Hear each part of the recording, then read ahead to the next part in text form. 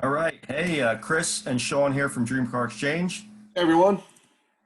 We're here bringing you our second video in our Would You Rather Shorts series. So what we're doing here is discussing matchups from our Would You Rather tournament bracket game, the 2020 Supercar edition that we featured on a Dream Car Exchange website. So a little bit about Dream Car Exchange. It's an online marketplace where car lovers can go to buy, sell, and trade enthusiast type cars in an auction format. So if you're looking for your next dream car, you can register on a site and sign up in the Be in the Know section in the upper right corner there. And then we'll send you emails about future auctions for different models you're interested in. If you're looking to sell your dream car, register on a site, submit your dream car, and we'll create an auction ad. It's a simple process, more details on the site. We're also happy to walk you through any questions you may have. Finally, for all you 993 wide body lovers, there's a nicely modified 1997 911 C2S. With a little less than a week left on the auction, check out the site for more details. And we also have a short video on the channel where Sean goes through an overview of the car. So back to the matchup for today.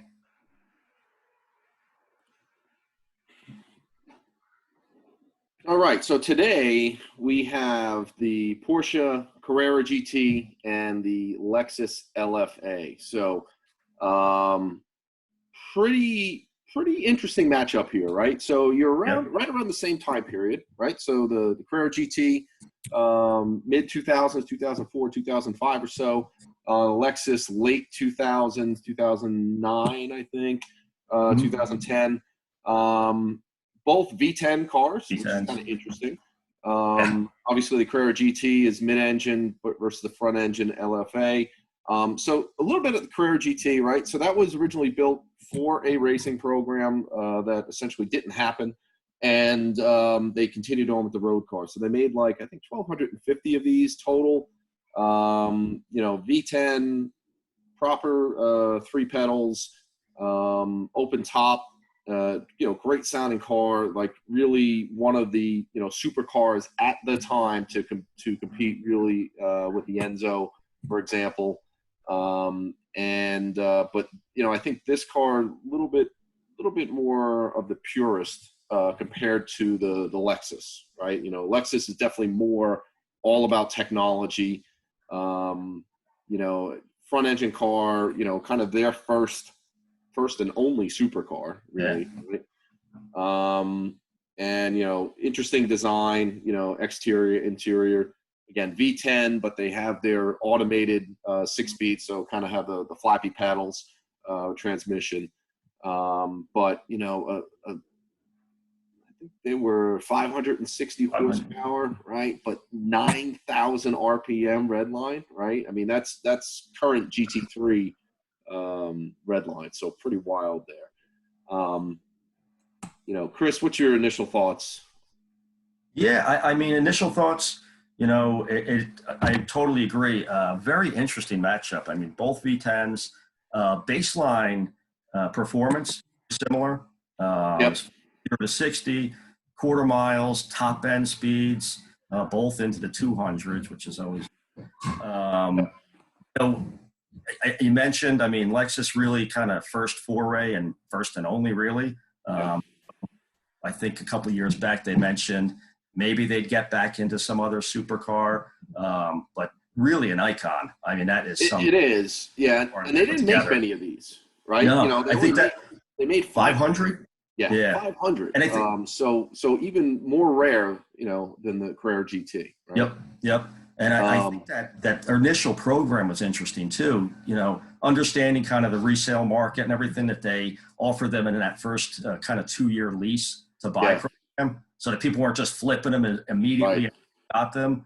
But pretty incredible car, that's for sure. Yeah, I remember. I actually remember when this was first introduced. I actually saw this. It was part of Vulcan Motor Club, which was a car club here in New Jersey way back then, and they brought the car in when it was just kind of being released to the press, and they had Scott Pruitt, the racer, also Yeah. there, kind of to introduce the car and talk about it, stuff like that. And it was really wild to see it that close.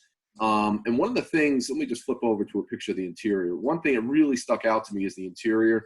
It was kind of a very, new looking design to me. And it was one of the first cars that I remember that had the TFT instrument panel, right? That you can actually adjust various things in there. I mean, Audi and tons of others now have it.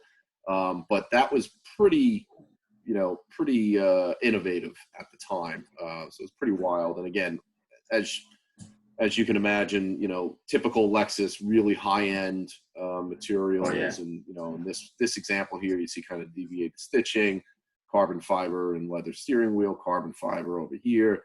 Yeah, I mean, to that point, they blended a lot of different materials, but it blends so well. I mean, that's fantastic looking. Yeah, I would agree. Now, a shot of the Carrera GT, a little bit more, I don't want to say minimalistic, but, carbon fiber, hardback seats. I love the positioning of the shifter way up high, right? And they had a beechwood shift knob on this. Lots of aluminum, carbon fiber, leather. The one thing I really don't like that much is basically it's the standard steering wheel that you would see in a 911. It's obviously full leather that you might see in a 911 turbo, etc. But nothing special there. That's probably my only real gripe about the interior of this car. Yeah. But like you said, performance-wise, they're I would say somewhat similar, but I think very different driving experience, obviously, due to the 3 pedals versus 2. Exactly. The mid-engine platform versus front engine and things like that. Just looking at the LFA here, I got to say I absolutely love the wheels. I think they have an awesome design to them, which again is I think a big, it's kind of one of the pieces of jewelry of the car, so to speak. So, all right. So, Chris, what do you think?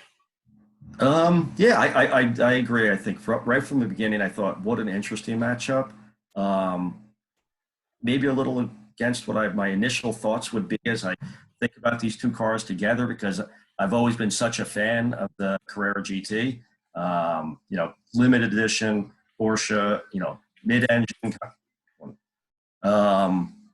But I think I'm going to have to go with the Lexus LFA in this matchup. All right. Interesting. Okay, cool. I'm going to have to go the other way. Carrera GT all the way. Porsche's hypercar back in the mid-2000s. Again, kind of really analog driving experience, which you don't see, today. Obviously, the 918, which was kind of the successor of this car, being kind of the hybrid, drivetrain and all that. I think it factored into my decision a little bit that I know I can always go to another Porsche somewhere in this. Yeah, all right, fair enough.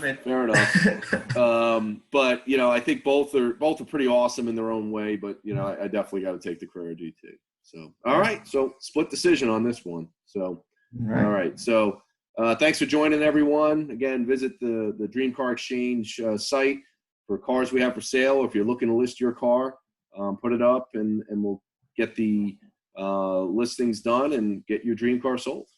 Yeah, hope you enjoy this. If you do, please subscribe. We'd love to hear comments, especially with this, where love to hear your opinion on these matchups. Absolutely, and look forward to doing the next one. All right.